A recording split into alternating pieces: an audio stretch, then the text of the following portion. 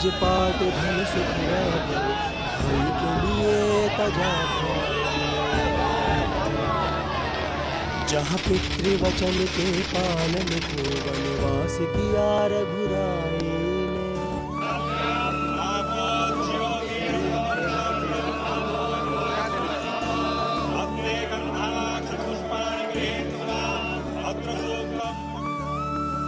दिव्य, भव्य, अलौकिक, अद्भुत और पौराणिक।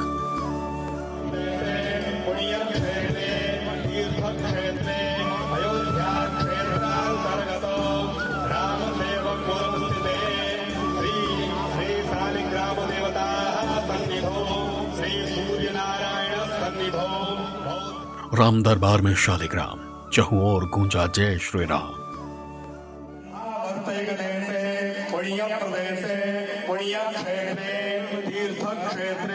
अयोध्या क्षेत्रांतर्गत राम सेवक पुरम स्थिते श्री शालिग्राम देवता सन्निधो।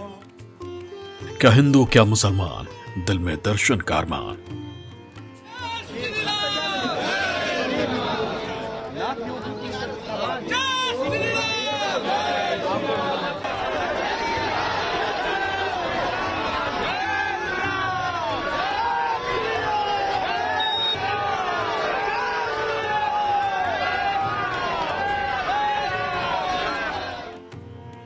अयोध्या धाम, आगे शालिग्राम।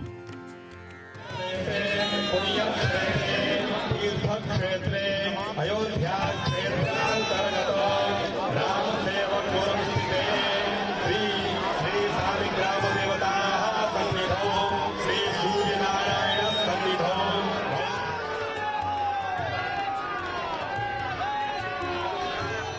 वास किया रघुराई। धरती राम में है, आकाश राम में है, हर ओर जय श्री राम के नारे गूंज रहे हैं। पूरा इलाका श्री राम के नारों से सराबोर है। हर कण हर मन मानो राम का हो गया। साधु संतों का जमावड़ा लगा है, भक्तों की भारी भीड़ जुटी है। वैदिक विधि विधान और मंत्रोच्चार के साथ भगवान शालिग्राम का भव्य स्वागत हो रहा है। पूरा अयोध्या राम में है और इसी वैदिक रीति रिवाज से पूजन के साथ शालिग्राम शिला श्री राम जन्मभूमि तीर्थ क्षेत्र ट्रस्ट को सौंप दी गई। भगवान रामलला की जन्मभूमि है, जहाँ पर मंदिर का निर्माण हो रहा है। वहाँ पर भगवान के बाल स्वरूप की पूजा की जाएगी, जिसकी प्रतिमा के निर्माण के लिए आप ये देख सकते हैं कि अयोध्या के राम सेवकपुरम में नेपाल की गंडक नदी से लाई हुई शिलाएँ शालिग्राम शिला यहाँ पर पहुँच चुकी है, जिसका पूजन अर्चन भव्य तरीके से हो रहा है। पूरी अयोध्या जो राममय है, इसमें यहाँ का जो माहौल है वो अपने आराध्य भगवान रामलला के इस शिला के रूप में देख रही है कि उनकी प्रतिमा इस शिला से निर्मित होगी। ये शिलाएं महज एक शिलाएं नहीं, बल्कि एक धार्मिक मान्यता है कि भगवान विष्णु साक्षात शालिग्राम के रूप में यहाँ पर मौजूद हैं। इस मौके पर क्या हिंदू और क्या मुसलमान, हर कोई भगवान शालिग्राम रूपी देवशिला की एक झलक पाने को बेताब दिखे। साक्षात शालिग्राम को देख श्रद्धालुओं की खुशी का ठिकाना नहीं रहा।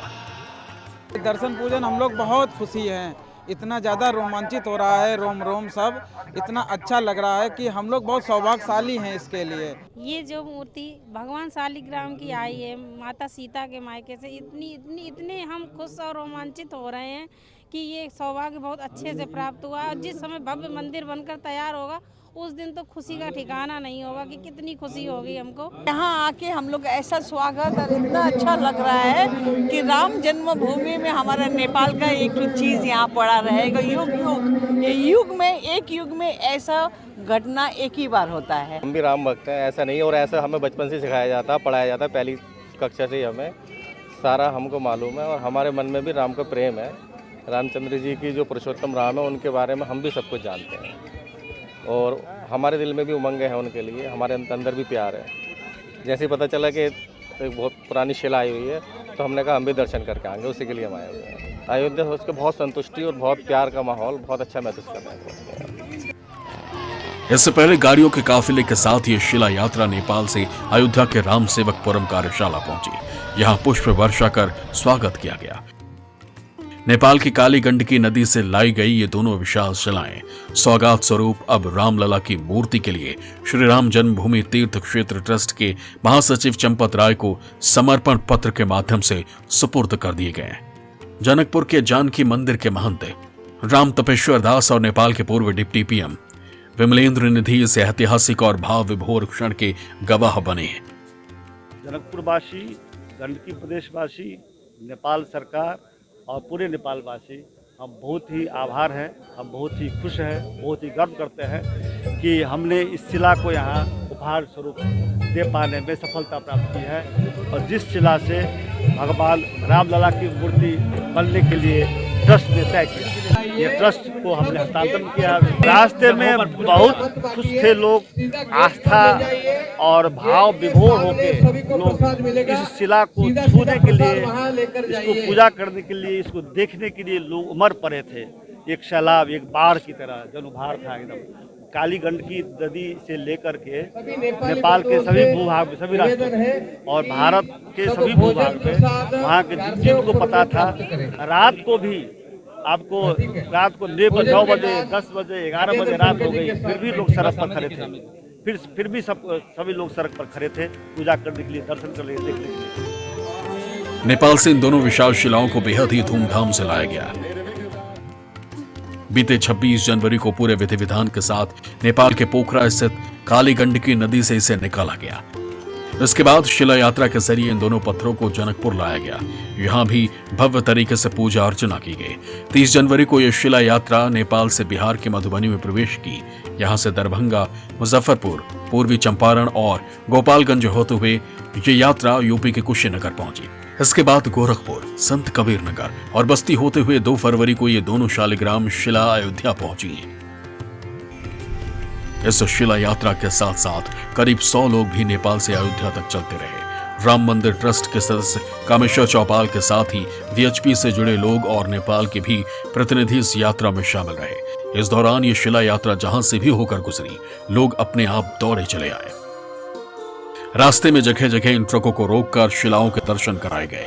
जिस भी रास्ते से ये शिला यात्रा गुजरी, वो इलाका राममय होता चला गया।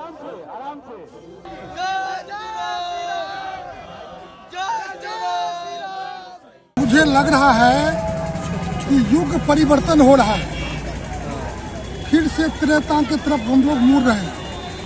हर एक घट घट में राम दिख रहा है। बता दें कि एक शिला का वजन 26 टन जबकि दूसरे का 14 टन है, यानी दोनों शिलाओं का वजन 40 टन है। वही लंबाई 7 फीट, चौड़ाई 5 फीट और मोटाई 3.5 फीट बताई जा रही है। दावा है कि ये शिलाएं करीब 6 करोड़ साल पुरानी। बताया जा रहा है कि भव्य मंदिर के गर्भगृह में स्थापित की जाने वाली भगवान श्री राम और माता सीता की प्रतिमा शालिग्राम पत्थर से बनाई जाएगी। हालांकि इसको लेकर अभी तक ट्रस्ट की ओर से कोई औपचारिक ऐलान नहीं किया गया। बताया जा रहा है कि कुछ महीने पहले कारसेवकपुरम में रुद्राभिषेक करने नेपाल से एक महंत आए थे। उन्होंने ट्रस्ट को शालिग्राम शिलाओं के बारे में जानकारी दी। इसके बाद इन शिलाओं को नदी से निकालने और अयोध्या तक लाने का कार्यक्रम तय हुआ, जिसमें नेपाल सरकार भी शामिल हुई।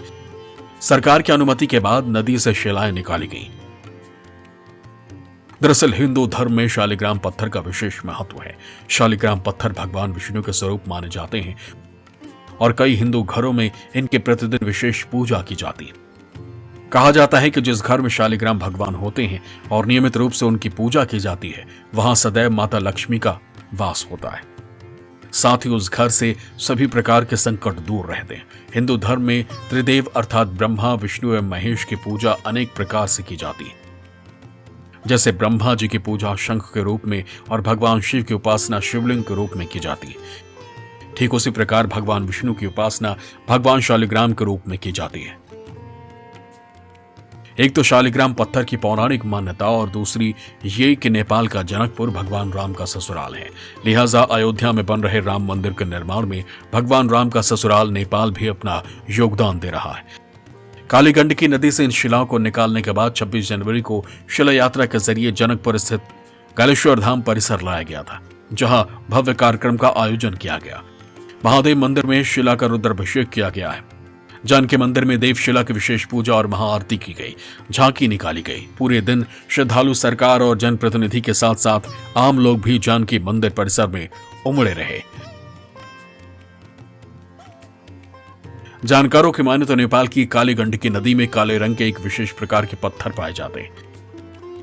ये शालिग्राम पत्थर बेहद पवित्र माने जाते हैं और कहा जाता है कि ये इतने मजबूत होते हैं कि किसी भी प्राकृतिक दुर्घटना से उनको क्षति नहीं पहुंच सकती। वैसे तो भारत में भी शालिग्राम नर्मदा नदी से भी निकलते हैं, लेकिन काली गंडकी वाले शालिग्राम की गुणवत्ता बहुत ही अच्छी होती। धार्मिक मान्यताओं में इन्हें शालिग्राम भगवान का रूप कहा गया है। प्राचीन काल की मूर्ति कला में इस पत्थर का इस्तेमाल किया जाता रहा है। शालिग्रामी पत्थर बेहद मजबूत होते हैं, इसलिए शिल्पकार बारीक से बारीक आकृति उकेर लेते हैं। अयोध्या में भगवान राम की सांवली प्रतिमा इसी तरह की शिला पर बनी है। राम जन्मभूमि के पुराने मंदिर में कसौटी के अनेक स्तंभ इन्हीं शिलाओं से बने थे। बहरहाल बता दें कि अयोध्या में राम मंदिर का करीब 50% से ज्यादा निर्माण कार्य पूरा हो चुका है। गर्भगृह के पिलर 14 फीट तक बनकर तैयार हो चुके हैं। परकोटे का मंदिर तेजी से बनाया जा रहा है। मंदिर निर्माण 3 चरणों में पूरा होगा। पहला चरण अगस्त 2023 तक, दूसरा चरण दिसंबर 2024, जबकि 2025 तक मंदिर आकार ले चुका होगा। हालांकि जनवरी 2024 से ही मंदिर में दर्शन पूजन शुरू हो जाएंगे। अयोध्या से अरविंद गुप्ता के साथ ब्यूरो रिपोर्ट, न्यूज़ 24। सर्वेषां जनानां